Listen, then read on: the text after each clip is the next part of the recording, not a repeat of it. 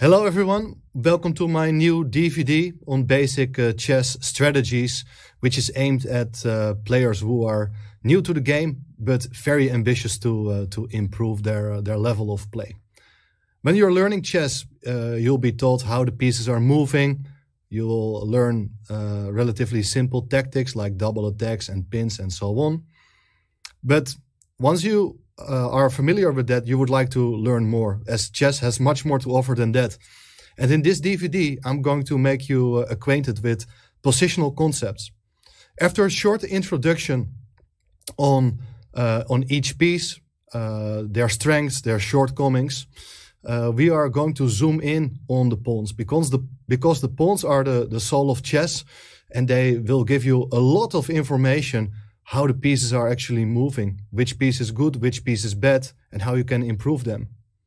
So pawns are very important. They are supporting your own pieces. They can protect the king, but they can also, for instance, restrict the mobility of your opponent's pieces. So it's very important to try to read the game by studying pawn structures. That's what will be explained extensively on this DVD.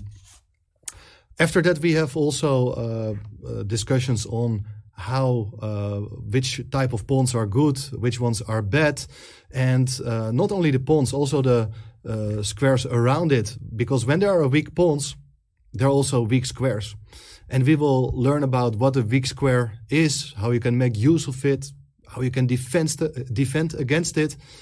And that's a very important topic, which helps you to understand also which pieces should be traded and which ones not. Then there are a lot of other topics related to pawn formations, like we talk about pawn chains, we talk about tension between pawns, how to destroy pawn formations, and so on.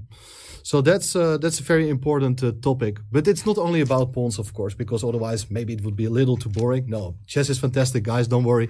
But we'll also talk a lot about rooks, about the rook on the 7th rank, what kind of impact it will have on the remainder of the game, but also how to get there with the help of open files. And when you see these themes are linked with each other, you will better understand what to aim for and how to get that goal achieved.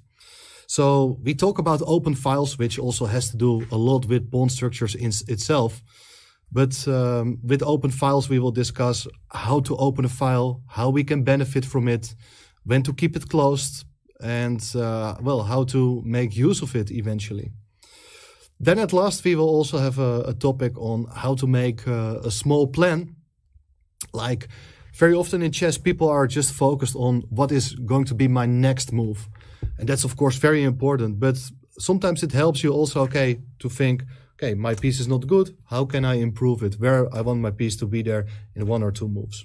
We just keep it relatively simple with a very small plan of, let's say, 1 or 2 moves. In a few cases, there's time for making a little bit longer plan. But we start with relatively simple examples, because in future DVDs, it's part of a series actually, we will elaborate more on other positional themes.